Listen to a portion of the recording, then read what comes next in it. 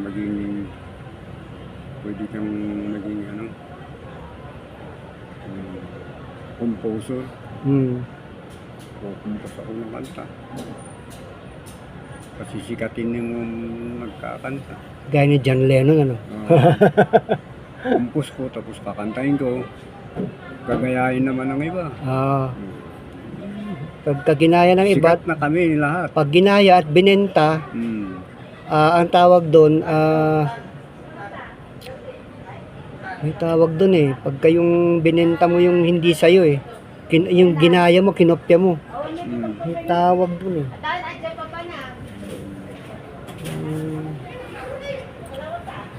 Meron eh.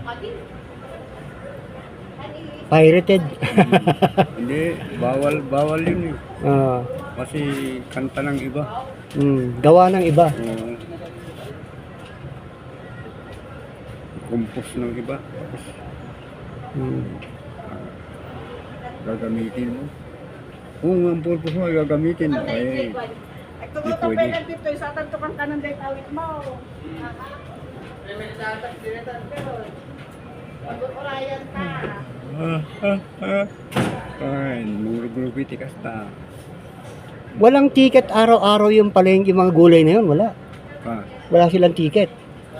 Ticket? Oo, wala. Wala eh. Meron na silang lisensya. Walang daily na binabayaran. Wala. Wala. Walang kung yung mga yung mga nagtitinda ng dun sa may bangkita. Yung mga tumatakbo yun. Pupunta yung ng office dun sa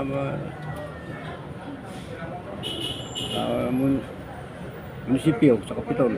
Anong oras ang bukas nila, yung mga yun? Alas 6, depende sa'yo. Alas 6, sandung ka na. Tapos, magsara ka, alas 6 din. Ako yun lang. Gusto mo? Hanggang alas 7, pwede ka. Oo, alas 8 pa nga eh.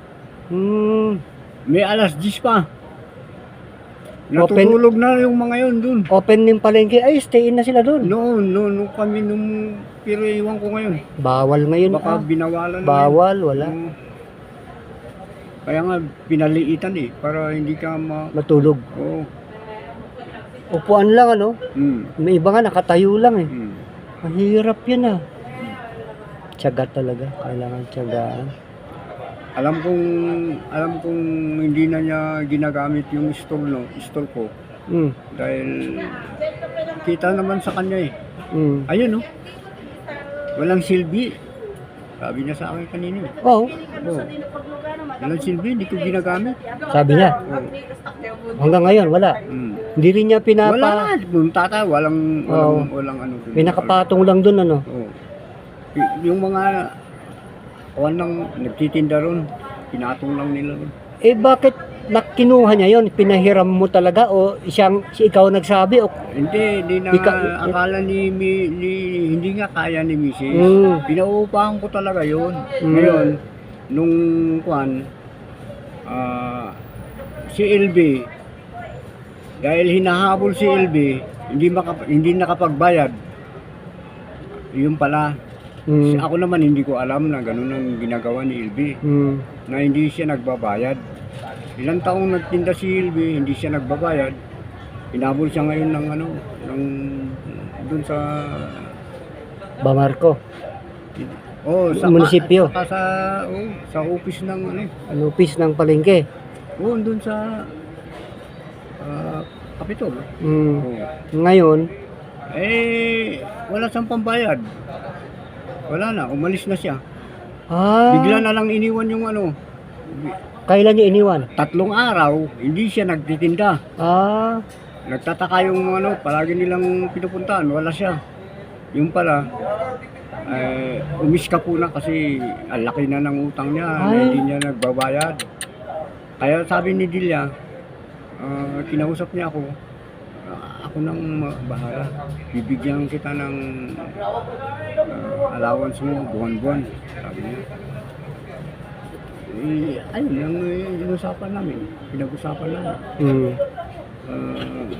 Bibigyan kita ng 2,000 a month. Ganun nga, ang ginagawa ni Dila, mabait naman si Dila. Binibigyan ako ng 2,000 every month. Pero nung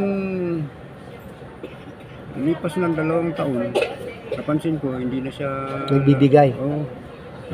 Tapos, nung kwan na, marami ka palang utang. Nalaman niya pala na si Ilby, hindi nagbabayad doon. Ay, Ngayon, napag-usapan dahil hindi ko mabayaran din yon, wala akong ibabayad. Sabi ko, ganun ito na lang, yung upa sa,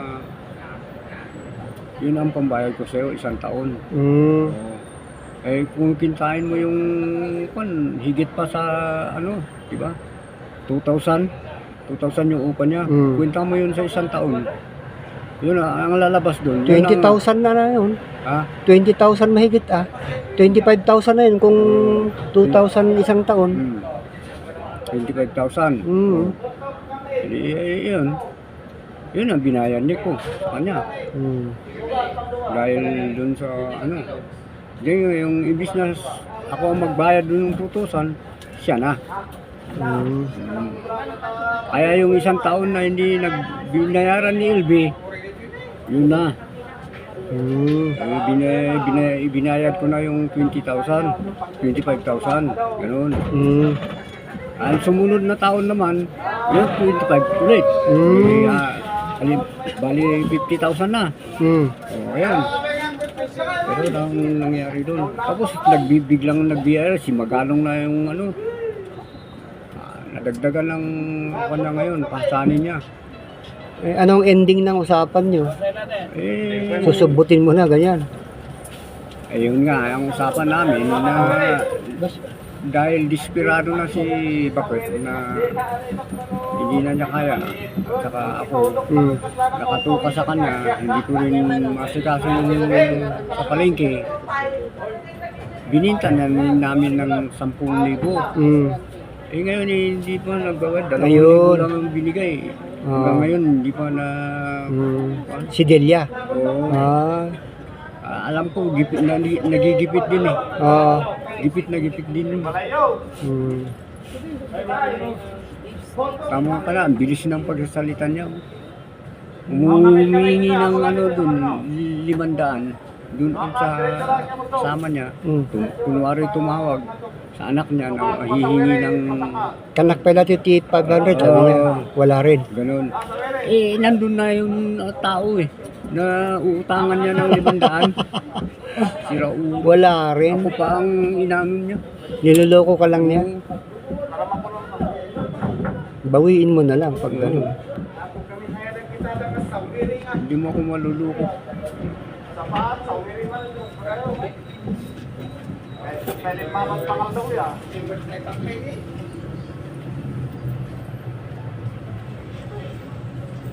Mukhang walang nagtitinda ng sibuyas at bawang doon sa tabi na yun. Magandang lagyan ano.